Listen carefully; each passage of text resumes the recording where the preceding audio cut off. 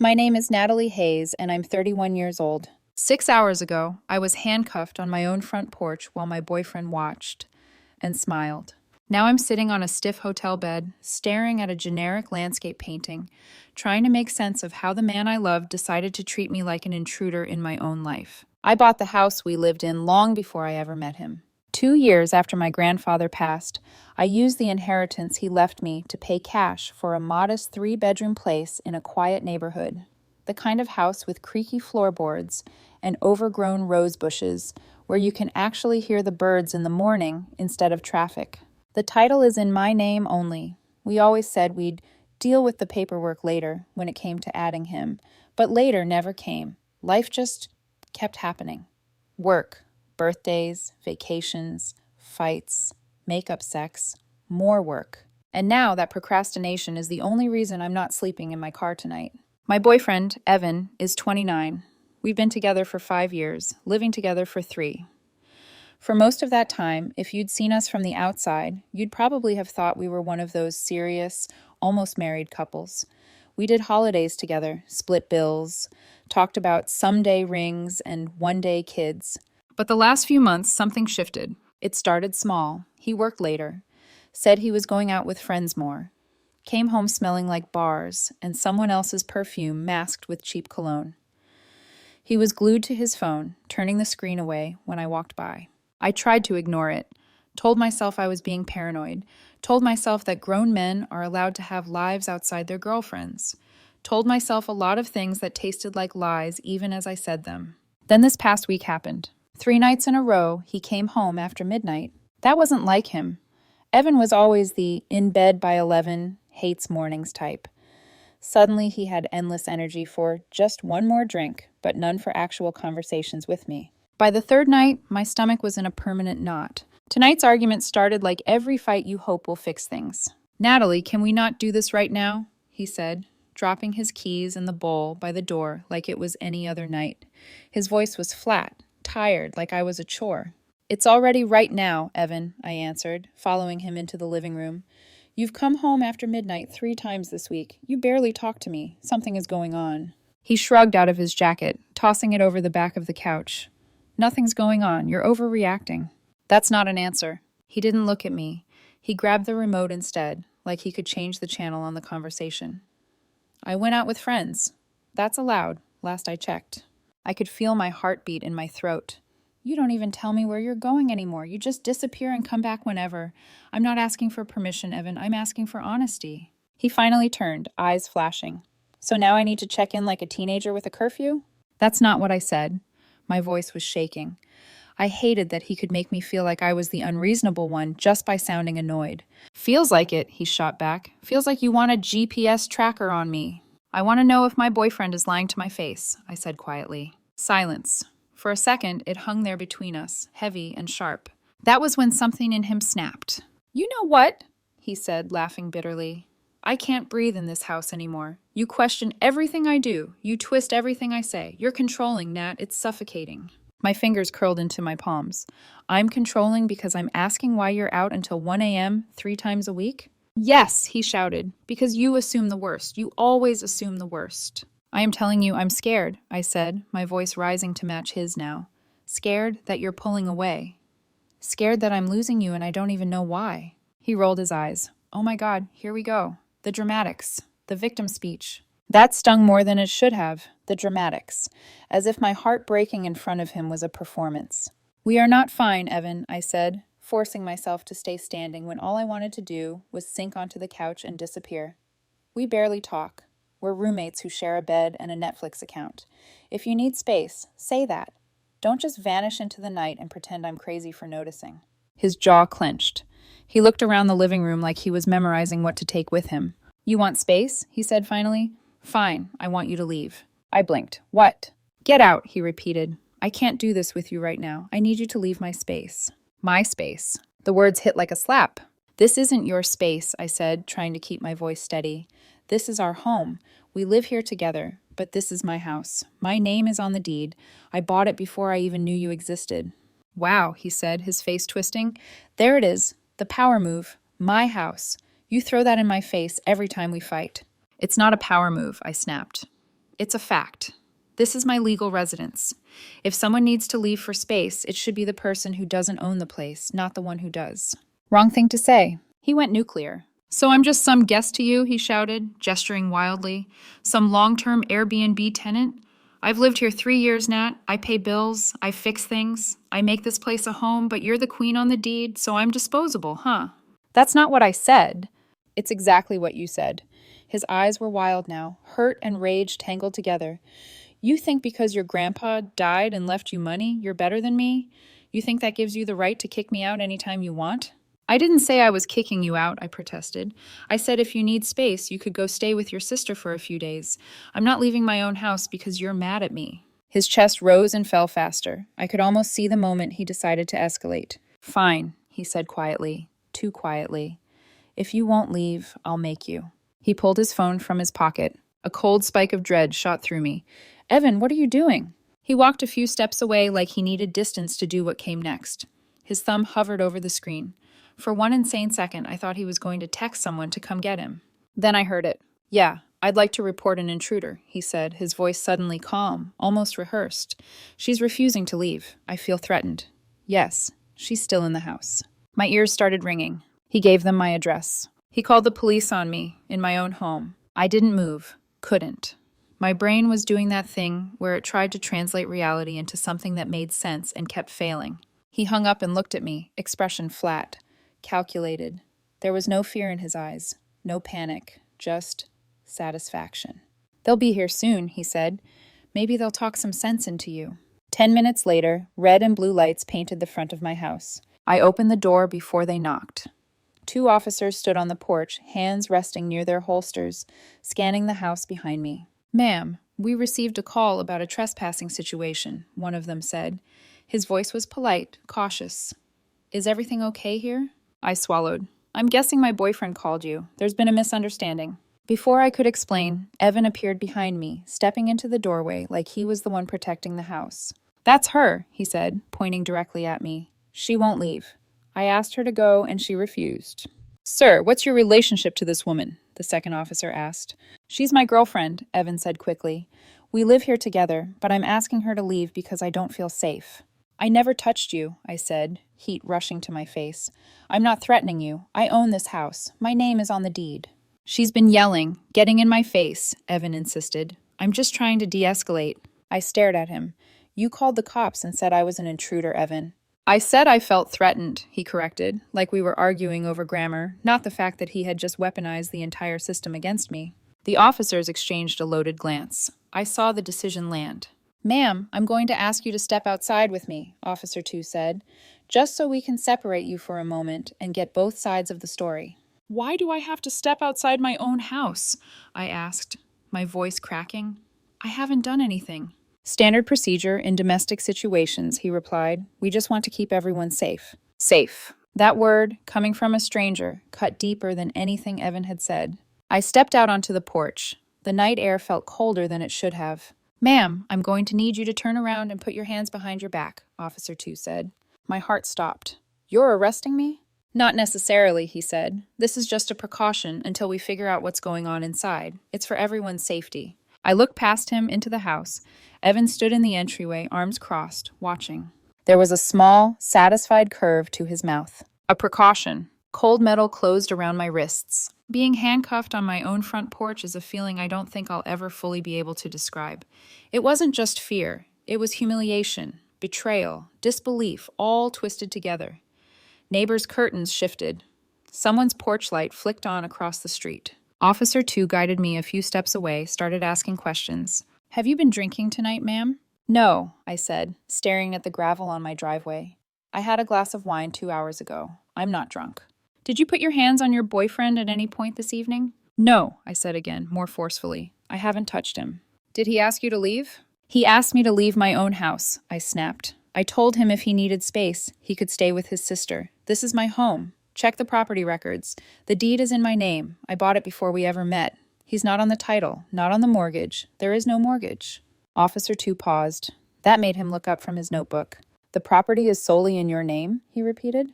Yes, I said. You can verify it, please. He nodded once, then walked back toward the front door. leaving me standing there with my hands cuffed behind me like some criminal who broke into her own life. I couldn't hear everything they said inside, but I caught fragments. Evan's voice rising, then dropping when the officers spoke. The word deed, the word ownership. A sharp burst of frustration from Evan. 5 of the longest minutes of my life crawled by. Finally, both officers returned. Officer 1 stepped behind me and unlocked the cuffs. "Ma'am, we apologize for the inconvenience," he said. He said, "We've verified county records. The property is registered solely in your name." Relief flooded me so fast I almost got dizzy. Officer 2 turned to Evan, who had followed them out onto the porch. His expression was no longer satisfied. It was furious. "Sir," Officer 2 said, "this is not your property legally. You cannot compel her to leave her own home." "That's not fair," Evan snapped. "I live here. I've been living here for 3 years." "Residence and ownership are not the same thing," the officer replied, patience thinning. "You called dispatch and reported an intruder. There is no intruder. Making false reports is a crime. Don't do it again." That shut him up. For once, he didn't have a comeback. The officers gave me a brief nod and left. Their taillights disappeared down the street, taking the flashing colors with them. The silence that followed was almost worse. Evan stormed back inside without looking at me, his jaw clenched so tight I could hear his teeth grind. I followed, my wrists still throbbing where the cuffs had been. He started yanking clothes from drawers, pulling shirts off hangers, tossing shoes into an open duffel bag on the bed. He didn't say a word. "Evan," I tried, "can we please just—" He held up a hand, eyes blazing. "Don't. Do not talk to me right now." His phone buzzed. He answered without checking the screen. "Yeah," he said shortly. "Come get me." A few minutes later, his sister's car pulled into the driveway. They both glared at me, like I was a stranger squatting in their childhood home. His sister called me names I'd only ever seen in comment sections. Before he left, Evan took his house key off his ring. He looked around the living room one last time, eyes lingering on the framed photos on the shelves. Our vacation, our first Christmas, the selfie we took on the day he moved in. Then he tossed the key at my feet. "Keep your precious house," he said. "You'll be alone in it." The door slammed behind him. That was 6 hours ago. After they drove away, I locked every door and window. I changed the security code on the alarm. I walked through each room like I was checking for ghosts, my pulse still racing, hands shaking so badly I could barely tap the numbers on the keypad. Then I packed a small overnight bag, grabbed my laptop, and booked a room at the cheapest hotel I could find with vacancy. Because as much as I own that house on paper, I suddenly didn't feel safe sleeping there. Tomorrow I'm calling a lawyer. Whatever this is, whatever it's turning into, I have a sinking feeling tonight was just the opening scene. 2 hours after I checked into the hotel, my phone lit up with a name I hadn't seen in weeks. Lena Work flashed across the screen. Lena and I met at a mutual friend's barbecue 3 years ago. She's a patrol officer in the next county over, the kind of woman who's seen enough nonsense that almost nothing surprises her anymore. We'd kept in touch, mostly through memes and venting texts about long shifts and annoying coworkers. I hesitated, then answered. "Hey, Nat?" Her voice was sharp, all business. "You okay?" My stomach dropped. "Why? What happened?" She sighed. "I heard your name come up on the radio at shift change. Domestic disturbance. False report of an intruder. Your address. One of the guys from your city's department was at our station for some training. Mentioned it in passing. I didn't want to be weird, but I figured I should check in." For a second, all I could do was stare at the bland hotel art on the wall. "He called them on me, Lena," I said finally. "He told them I was an intruder, in my own house." There was a stretched-out silence on her end, the kind where you can practically hear someone grinding their molars. "You okay physically?" she asked. "Any bruises, marks, anything?" "No, he never touched me," I swallowed. "They handcuffed me, though, on the porch, in front of the whole neighborhood." "Yeah." Her voice softened, even as it stayed edged. Standard for some departments when they walk into a domestic with conflicting stories.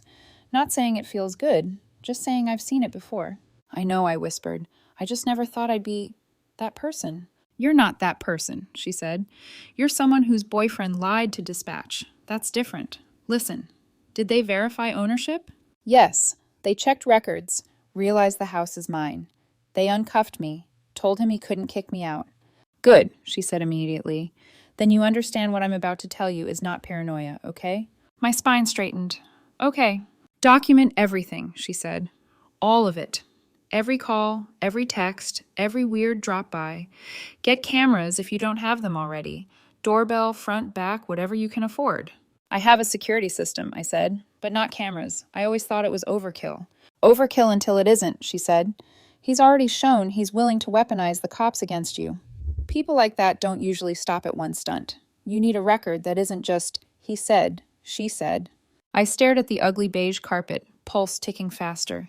You think it's going to get worse? I think, she said carefully, he just got told by law enforcement that this isn't his house and he doesn't get his way. Guys who feel entitled to space, money, control, they don't take that well. Something icy slid down my spine. Call a lawyer first thing in the morning, she added. And seriously, Nat, get cameras. We hung up, but her words stuck to me thicker than the hotel sheets. By noon the next day, I'd checked out, gone home, and started turning my supposedly paranoid instincts into hardware. A Ring doorbell for the front, another camera for the back porch. It came out to around $400 total. I cringed when I swiped my card, but the thought of being handcuffed again, because no one could prove what really happened, made the decision easy. I spent the afternoon installing them, reading instructions twice, climbing up and down a step stool while my hands still shook a little. By the time the sun dipped low enough to turn the street orange, I had both cameras online, feeds pulled up on my phone. My house looked different through that lens. Colder, almost like a stage set. My front door, my driveway, the crooked lamp by the walkway. All of it suddenly felt fragile. I made sure every door and window was locked. I reset the alarm code again. I moved my important documents, deed, will, bank info, into a fireproof lockbox I hid in the back of my closet behind a stack of old sweaters. It was just after 11 that night when the doorbell rang. My phone buzzed at the same time with a notification. Ring front door. Motion detected. My heart climbed into my throat. I didn't move toward the door. Instead, I opened the app and tapped into the live view. Evan stood on the porch, shoulders tight, eyes scanning the door like he could burn a hole through it. His sister Jenna was next to him, arms folded over her chest like a shield. Their mother was behind them, lips pressed in a thin line, her expression already outraged. Evan's hand wasn't empty. He was holding a key. I muted my phone so they wouldn't hear the tiny speaker click, then watched. He slid the key into the lock and turned. Nothing. He frowned, tried again, rattled the handle. Jenna leaned toward him, lips moving. The camera caught her words clearly. He changed the locks, she said. I told you she would do something petty like this. That's illegal, his mother snapped. He lives here. He has rights. I felt my jaw clench. No, he doesn't, I thought. That's the entire point. They tried the key one more time. Still nothing. Evan stepped back, frustration rippling through his posture. Then the knocking started. Natalie, he shouted, pounding on the door. Open the damn door. I know you're in there. I stayed where I was, sitting on the arm of the couch with my phone screen glowing in my hand, heart beating so loudly I was convinced it was audible through the walls. Jenna joined in, adding her own fist to the rhythm. You can't lock him out of his own house, you psycho. It's not his house, I muttered under my breath, even though they couldn't hear me. It's not his house. Behind them, his mother was on her phone, dialing furiously. For a split second, panic flared, that old dread of someone calling the cops with the wrong story. Then I remembered Lana's voice. You document. You call first. I stepped away from the door, phone still in my hand, and dialed 911 myself. 911, what's your emergency? The operator asked. I took a steadying breath. Hi, my name is Natalie Hayes. I'm at address. My ex-boyfriend and his family are on my front porch. They're trying to use a key that no longer works. His mother just suggested breaking a window. I own the house. They do not. I feel threatened. I'd like officers to come out before this escalates. The dispatcher asked a few questions. Names, descriptions, whether anyone was armed, not that I could see, whether they'd already damaged anything. Officers are on their way, she said finally. Stay inside. Don't engage. Trust me, I said softly. I wasn't planning on it. Back on the camera feed, things were unraveling. They're not answering, Jenna said. Just break a window, Evan. Seriously. His mother turned toward one of the front windows, tapping the glass with her knuckles like she was testing a melon. My stomach lurched. Evan hesitated. Mom!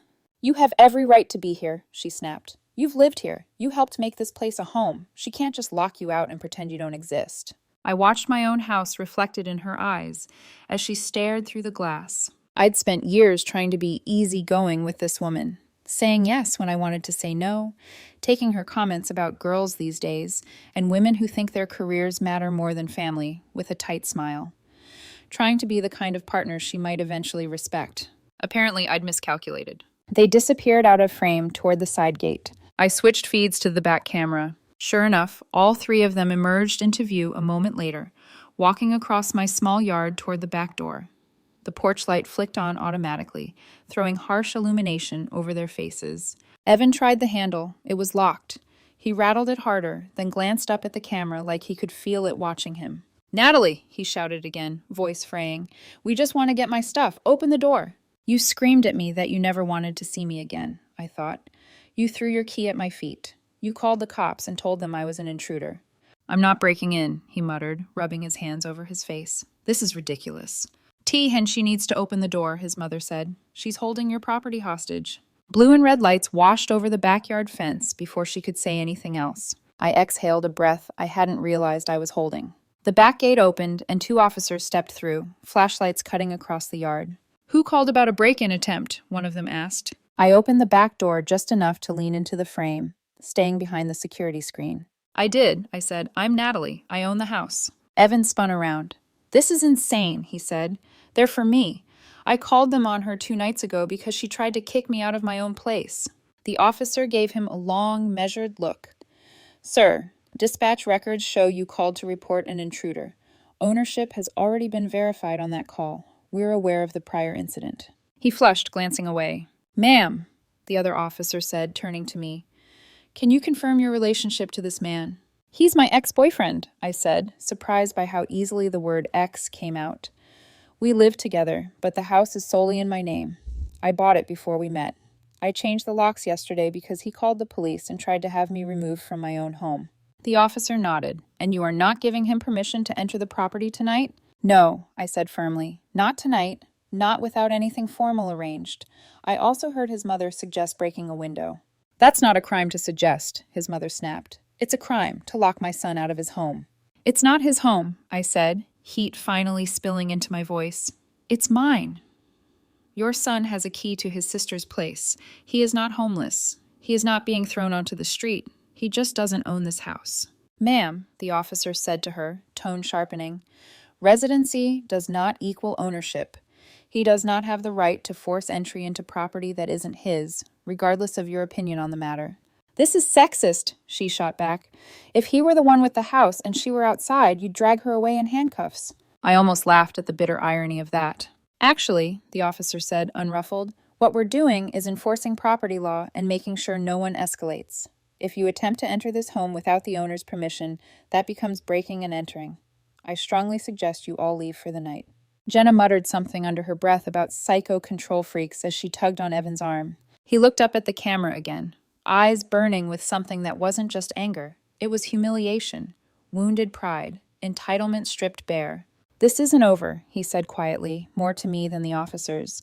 "You can't keep me out of my own life, Nat." I didn't answer. They left, their silhouettes shrinking down the driveway as the patrol car idled at the curb, lights still flashing. One of the officers stayed until they drove away, then gave me a short nod through the back screen door. "Call us again if they come back," he said. I locked the door behind him and leaned my forehead against the cool wood. Not 10 minutes later, my phone buzzed. "Unknown number." I answered without thinking. "Hello?" "You can't keep him from his home," a familiar voice snapped. Evan's mother. "I don't care what some judge or cop says. He built a life there. You owe him I owe him nothing," I cut in, the last 24 hours finally condensing into a single sharp line inside my chest. "He called the police on me in my own house. He tried to get me arrested. He showed up with you and Jenna and talked about breaking windows.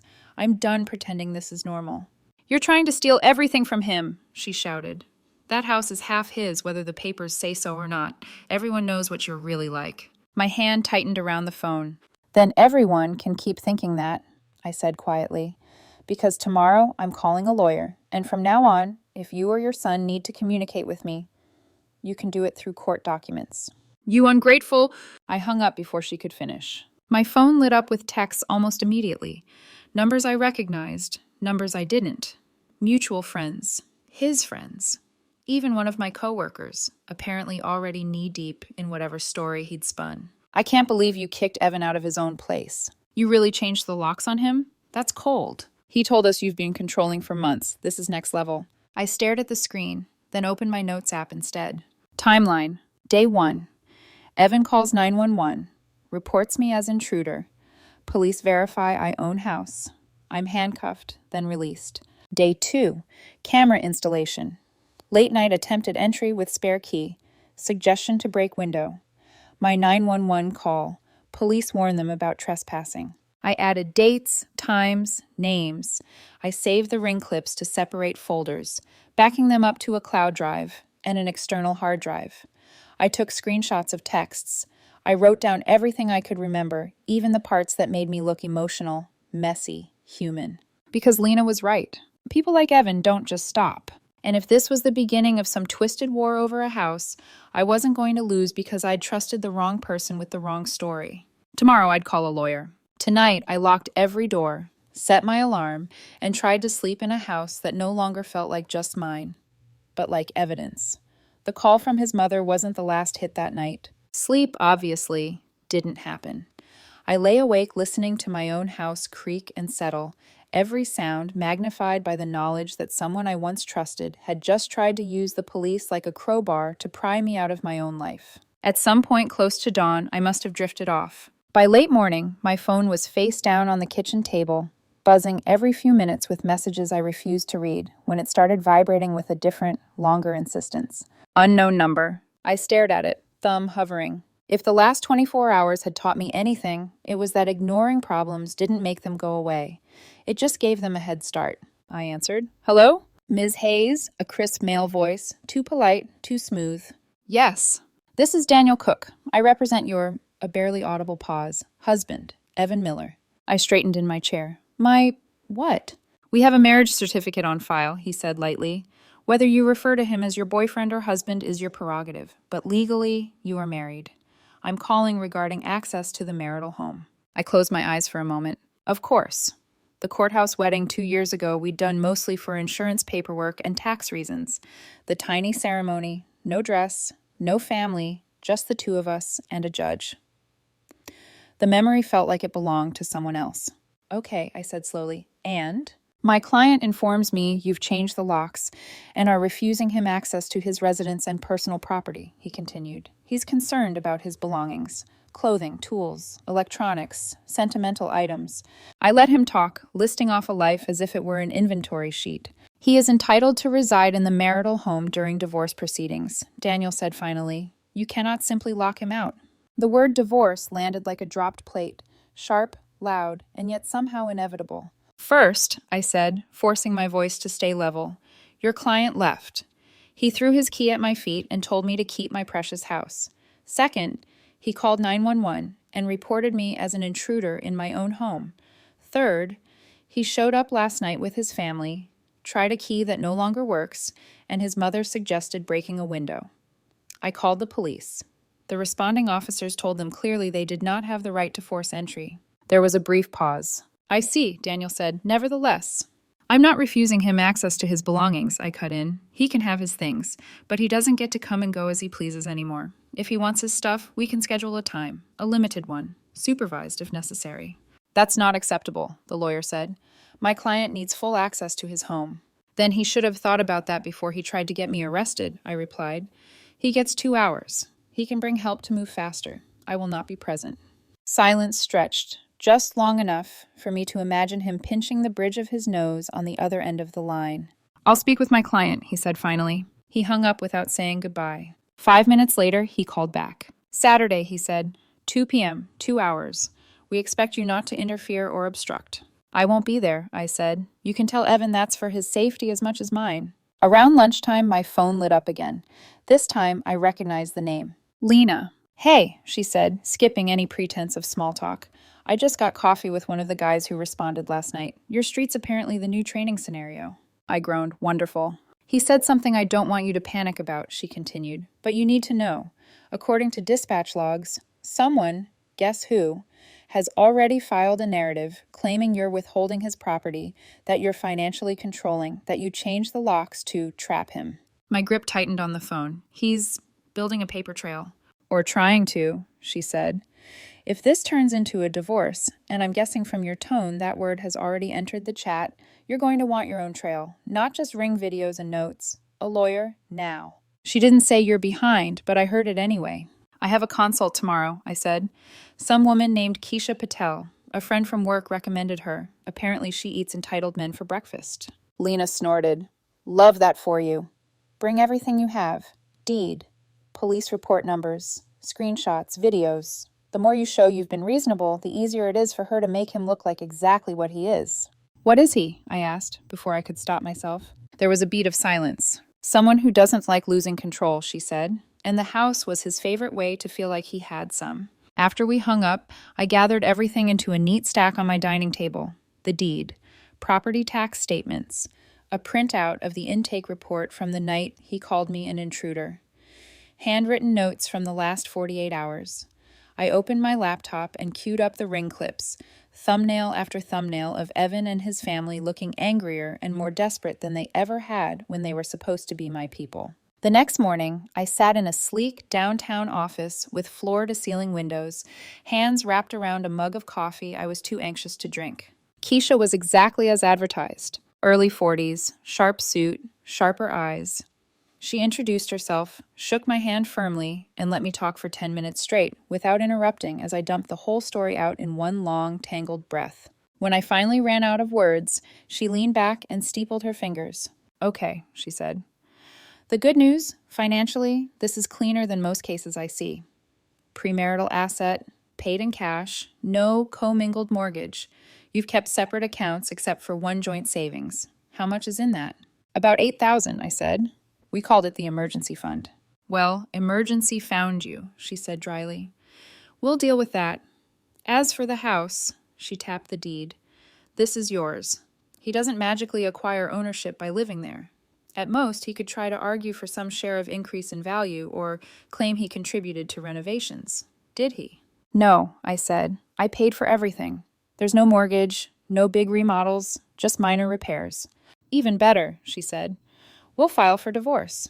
You keep the house. We'll split whatever truly marital property exists. Furniture, joint savings, maybe some shared electronics depending on who bought what. A knot in my chest loosened a fraction. What about him claiming I'm controlling or abusive? Keisha shrugged, though there was nothing careless about her. He can claim the moon is made of cheese if he wants, she said. We care about what we can prove. You have police reports showing he tried to have you removed from your own home. Ring footage of him and his family attempting to force entry. Audio of his mother suggesting property damage. If he tries to say you're financially abusive because you won't hand him half a house he never paid for, frankly, that helps you. I hadn't realized I was holding my breath until I let it out. Keisha glanced at the clock. I'll get the petition filed today. He'll be served before the Saturday pickup. Timing won't be ideal for their mood, but legally, it's cleaner. For Saturday, you did the right thing walking away. Don't be there. I want you somewhere with witnesses, receipts, and Wi-Fi.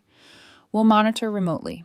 Remotely, I repeated, like watching a break-in happen in high definition. She gave me a pitying half smile. Think of it as watching evidence gather itself. Saturday, I left the house at 1:30. I drove to a diner across town, the kind with sticky menus and waitresses who call everyone honey. I ordered coffee and pie I had no intention of eating, propped my phone up against the sugar caddy, and opened the Ring app. At exactly 2 p.m., a notification popped up. Front door. Motion detected. I tapped in. Evan stood on the porch wearing a t-shirt I'd bought him 2 birthdays ago, flanked by his mother, father, Jenna, and 2 friends I didn't recognize.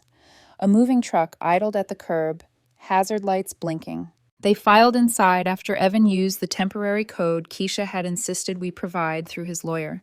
I watched them fan out through the house that used to be ours, and now felt like a stranger I'd known too well. For the first 30 minutes, I said nothing. He took his clothes, his shoes, his tool bag, his boxes of childhood memorabilia from the hall closet. Jenna and one of the friends carried out his beloved gaming chair, the one he'd insisted on placing in the living room because aesthetics don't matter as much as comfort. Fine, I thought, take the throne. Then I watched his father walk into my office. He paused in front of my shelves, eyes skating over my neatly labeled folders and stacks of books. Then he crouched, opened the bottom drawer of my file cabinet, and pulled out my toolbox. I frowned. A moment later, the back camera showed him carrying it out to the truck. He didn't ask, he didn't look around. He just took it like it had always been his. My stomach dropped. Another feed showed his mother in the garage, opening boxes I knew for a fact held my camping gear, holiday decorations, and a set of kitchen gadgets my aunt had given me. She lifted one box lid, glanced inside, then waved for one of the friends to carry it to the truck. I picked up my phone and dialed the number for my neighbor, Mr. Ellis, the retired engineer who spent most of his days puttering in his garden and chatting over fences. "Hey, Natalie," he answered. "I was wondering when you'd call. Place has been busy." "Can you see what they're loading into the truck?" I asked, keeping my voice low even though I was miles away. I'm watching on camera, but it's hard to tell what's what. He moved, and I heard the creak of his old porch steps. "Give me a sec." I watched on my phone as his familiar figure appeared at the edge of the ring's wide-angle lens, pretending to trim a hedge that did not need trimming. A minute later, he called me back. "Yeah, that's not just his stuff," he said. "Saw his dad carrying your red toolbox. Pretty sure I recognize your stand mixer, too. And unless Evan's taken up baking in the last week, that's not his." I closed my eyes. "Thanks," I said. "I'm calling my lawyer." Keisha picked up on the second ring. "They're taking things that aren't his," I said without preamble. "My toolbox, my kitchen appliances. I think his mom tried to grab the laptop, but one of the friends told her to leave it." "Did we expect them to behave?" she asked. "Call the police. This is exactly why we limited the window and documented the ground rules. You gave access for his belongings. Not a department store sweepstakes." "Won't I look petty?" I asked weakly. "You'll look like someone protecting her property while already being generous," she said. "Call now and text me the incident number." I hung up and dialed 911 again. "This is Natalie Hayes," I said when the dispatcher answered. "I previously reported an attempted break-in earlier this week. Today, my estranged husband is at my property with his family for a scheduled pickup of his belongings. They are now taking items that are not his, tools, appliances, possibly electronics. I'm not on site, but I have security cameras and a neighbor who can verify." "Officers are on the way," the dispatcher said. "Do you have access to the footage?" "Yes," I said. "Everything is recorded." "Save those clips," she replied. "The responding officers may ask for them." By the time a patrol car pulled into my driveway, tiny white and blue avatars in the corner of my phone screen, it was 3:10. The officers spoke first to Evan on the porch. His posture shifted from confident to defensive in seconds. His mother gestured wildly, pointing at the house, at the truck, at the sky, as if arguing with God himself. Then one of the officers walked over to Mr. Ellis, who nodded and pointed toward the truck. He made a lifting motion with his hands, imitating the way Evan's father had carried the toolbox. The officers began asking them to open boxes. The scene turned into a reverse heist. My stand mixer came back inside. My toolbox. A stack of my worn paperbacks that had somehow found their way into a to-go box. A set of dishes my grandmother had shipped me their first year living together. A gift Evan had once called ugly but important. Evan's dad got loud, jabbing a finger in one officer's face. Through the camera's mic, I heard enough to know he used words I'd never heard him say in front of me before. The officer's hand twitched near his belt, and for one terrifying second, I thought he might actually be arrested. He wasn't. The yelling stopped. The unloading continued. By the time the 2-hour window closed, the truck was only half full. One officer checked his watch, then gestured toward the street. On my screen, I watched my not-quite-ex-husband plant himself in front of the camera, eyes burning. "This isn't over," he spat, staring straight into the lens like it was my face. "You're going to regret this, Natalie." Then he turned and walked away. I took a picture of the screen, saved the clip, forwarded it to Keisha with a simple caption. "He wants this on the record." Her reply came a moment later. "Good, so do I." I thought I was ready for the next hit. The universe and Evan disagreed. The following morning, my phone buzzed with a notification from my bank. Unusual activity detected on joint savings account. Transfer of $8,000, flagged for verification. My coffee went cold in my hand. Of course, he'd try to take the only thing that actually had both our names on it. And of course, somehow, he would still find a way to tell people I was the one stealing from him. The text arrived before I could even call the bank back. Not from Evan. From his sister's phone. The same workaround he'd used since I blocked his number. "You can't keep him from what's his. You're going to be sorry. The court will make you sell the house and give him half. Everyone knows who you really are."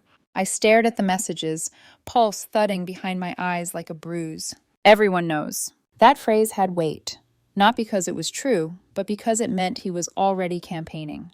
Already spinning the story. Already rewriting himself as the wounded hero in a tragedy I supposedly authored. I typed nothing. Screenshotted everything. My phone buzzed again. This time a call, bank fraud department. Ms. Hayes, we're confirming whether you attempted to transfer $8,000 this morning? No, I said instantly. Absolutely not. We suspected as much, the representative said. The transfer was attempted from an unrecognized device. We've frozen the account as a precaution. You and your joint account holder will need to come in separately to verify identity before it can be unfrozen. Separately, meaning me. Because he could storm into that bank branch with theatrics and tears, but the moment they asked for ID, he'd have no way around what had happened. Thank you, I said. Please keep it locked. Do not let anyone move that money without my authorization. Understood. After the call ended, I sat in silence, hands pressed flat on the table, trying to hold myself together long enough to get through the next hour, the next call, the next blow. But the worst was still ahead. Keisha called 5 minutes later. You saw the bank alert? She asked. Yes. And the attempted transfer was not you? Of course not. Good, she said, calm but tight.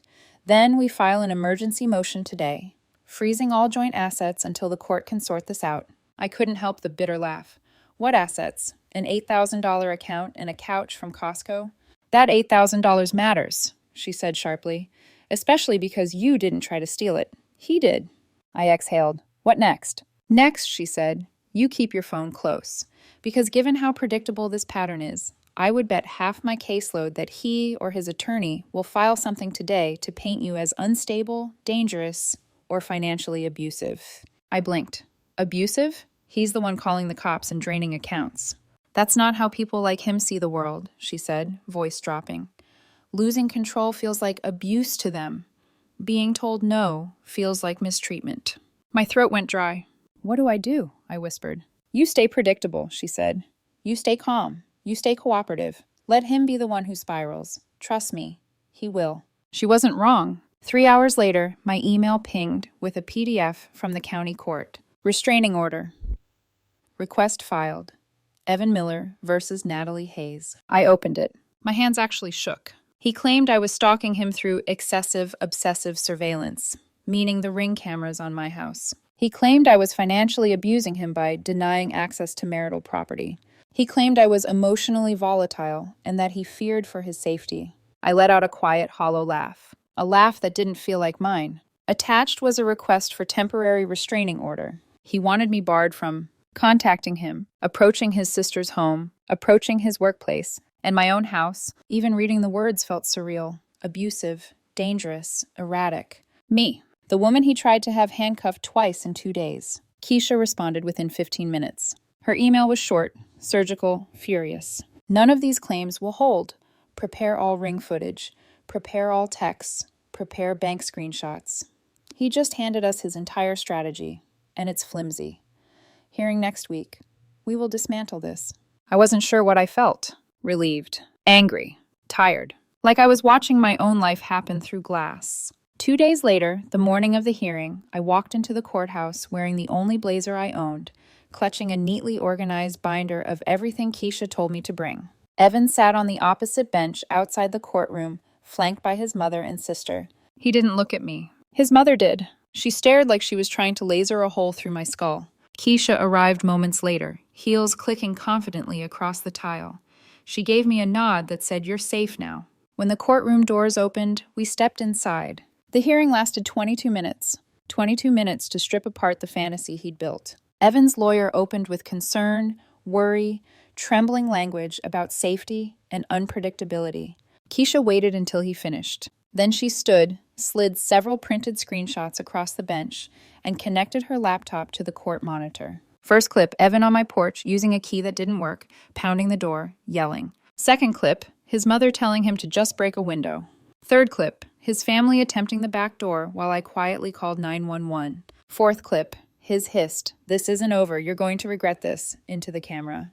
Keisha approached the bench with the bank alert next. "Your Honor," she said, voice steady, "my client has not stalked, threatened, harmed, or financially abused anyone. Instead, she is the target of false accusations, attempted forced entry, attempted property theft, and attempted unauthorized withdrawal of joint funds." His lawyer looked like someone had unplugged her brain. The judge turned to Evan. "Mr. Miller," she said, "you called the police on your wife claiming she was an intruder in a home that she legally owns. You later attempted to enter that home without her permission.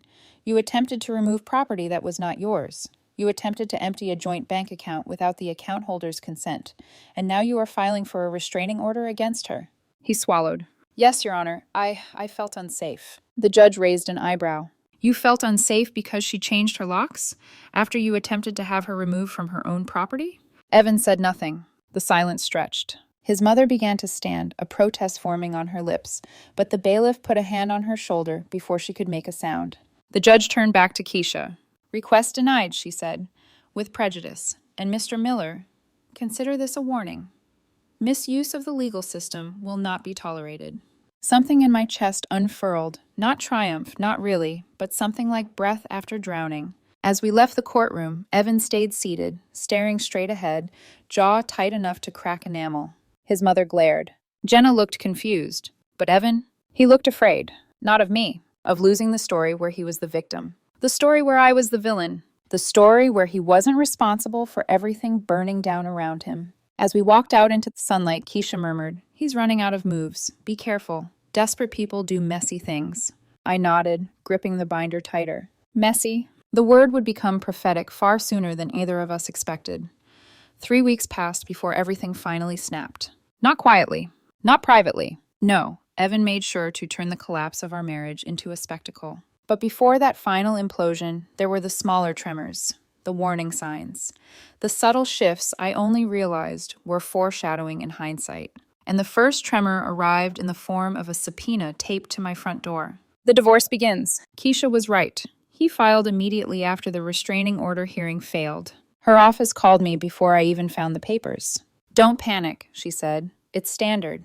He wants to get ahead of you in court since his first strategy collapsed." His first strategy, calling the cops on me, trying to force entry, stealing from the house, draining accounts, claiming abuse. When those didn't work, he pivoted to something more publicly acceptable. He wanted alimony. He wanted assets. He wanted to be the victim again. "We'll respond," Keisha assured. "But until then, keep documenting everything." The pickup fallout. The day after the supervised pickup disaster, I received texts from mutual friends. "He said you humiliated his dad in front of cops. His mom is telling people you called 911 on them for moving boxes. Jenna says you're unstable and obsessed with control." It was like watching a rumor tornado spin itself into existence. But then other messages trickled in. "Girl, people saw the ring clips. He looks bad. If he tried that on my house, I'd have filed charges." "Are you safe? Seriously?" A smaller circle of people, but a truer one. Still, the narratives were splitting. Half the world believed him. Half believed the evidence. And I floated somewhere in the middle, numb. The bank hearing. 7 days after the attempted withdrawal, we had the emergency motion. The courtroom was colder this time, the lighting harsher. Evan looked tired, not repentant, just exhausted by the idea of consequences. His attorney argued first. Mr. Miller believed he had the right to access joint funds. My client has been financially dependent on his wife for... Keisha didn't even let him finish. "Your Honor, Exhibit A shows he attempted to transfer 100% of the joint funds to an account solely in his name." She lifted the printed screenshot. "Not half, not a reasonable amount, everything, without her consent." The judge barely glanced at her before turning to Evan. "Mr. Miller, do you understand why that is concerning?" His jaw tightened. "She locked me out of the house. I was trying to get what was mine." The judge's expression didn't shift, not even a flinch. "The account is now frozen pending division through the divorce case," she ruled. "No funds move without court approval." $8,000 became untouchable. A number too small to ruin a life, but large enough to expose character. The spinning web. As weeks passed, the external noise intensified. His mother went nuclear. She posted cryptic statuses online, called distant relatives, reached out to coworkers of mine she had never met. Her mission was clear. Make Natalie look like the cold-hearted woman who destroyed their innocent son's life. I avoided social media, but screenshots found their way to me. "My son has been abandoned. She stole the home he built. The courts are biased against men. Women like her ruin families. Women like me." She said it like a species, like something dangerous that needed containment. Keisha told me not to respond. "Never wrestle with pigs," she said flatly. "You get dirty, and the pig gets happy." But the words still burrowed under my skin. The worst call. 2 days before the final hearing, my phone rang again. Blocked number. I almost didn't answer. But a voice I recognized instantly spilled through the line. Sharp, emotional, desperate. Evan's mother. Natalie, she said without greeting. This has gone too far. I closed my eyes. I'm not having this conversation. You will, she snapped. You owe him. I owe him nothing. She inhaled like she was preparing to scream. But instead, her voice broke. You don't understand, she said. He's suffering. He's suffering consequences, I corrected. That's different. You're heartless. No, I said quietly. I'm done being manipulated. She tried again, pleading this time. Can't you two work it out for the sake of the family? And that was the moment I felt something inside me finally solidify. Ma'am, I said calmly, your son called the police on me in my own house. Then he tried to break in. Then he stole my property. Then he tried to drain our account. Then he filed a false restraining order. At what point do you think forgiveness becomes a reasonable request? She breathed into the phone, shaky and angry. You're tearing this family apart. No, I said, I was never part of your family to begin with. And I hung up. Blocked the number. The final week. The days leading to the final hearing were strangely quiet, almost peaceful. Evan didn't contact me. His mother went silent. Jenna stopped texting threats. But I had learned enough to know. Quiet didn't mean safe. Quiet meant planning. Quiet meant they were waiting for the courtroom, where they thought they could win by performance. But courtrooms have something they didn't expect. Evidence, witnesses, paper trails, and judges who have seen every trick before. The hearing. It lasted less than an hour. Keisha presented the property deed, ring footage, police reports, bank alerts, screenshots of threats, timeline of manipulation. Evan's lawyer tried everything. He contributed emotionally. He helped maintain the home. He sacrificed for the marriage. He believed he was entitled. The judge stopped them mid-sentence. Belief, she said, does not override law. She assigned division of minor marital property, split the joint savings, awarded Evan temporary spousal support, $800 per month for 18 months. I wasn't thrilled, but Keisha leaned over and whispered, it could have been years. Consider this a bargain. And she was right. When the judge declared the house 100% mine, cleanly, unequivocally, with no claims or liens, I felt something leave my body. Not relief, not victory, just release. A door closing quietly. A chapter ending without apology. Aftermath. Evan avoided my eyes as we walked out of the courthouse. His mother didn't. She glared at me, eyes bright with tears she wanted to blame on me. Jenna muttered something venomous as she passed. Evan looked small, not humbled, just defeated in a way that made denial impossible. He realized finally that the story he built had collapsed under its own weight. And I realized something too. People show you who they are when they think they're losing you. And when Evan looked at me in that hallway, he didn't look betrayed. He looked exposed, like the version of himself he always wanted the world to see had cracked open, and nothing inside was what he hoped. Epilogue of that chapter. I returned to my house that afternoon, unlocked the door, stepped inside. The quiet was different this time. Not hollow, not haunted, just mine. I made tea, sat on the couch, still dented from his gaming chair, listened to the hum of the fridge and the soft stretch of wood settling. I didn't cry. I didn't celebrate. I just breathed. Because survival doesn't feel like fireworks. It feels like the first real inhale after weeks of drowning. The house was still mine. My peace was still mine. And for the first time in a long time, so was my future.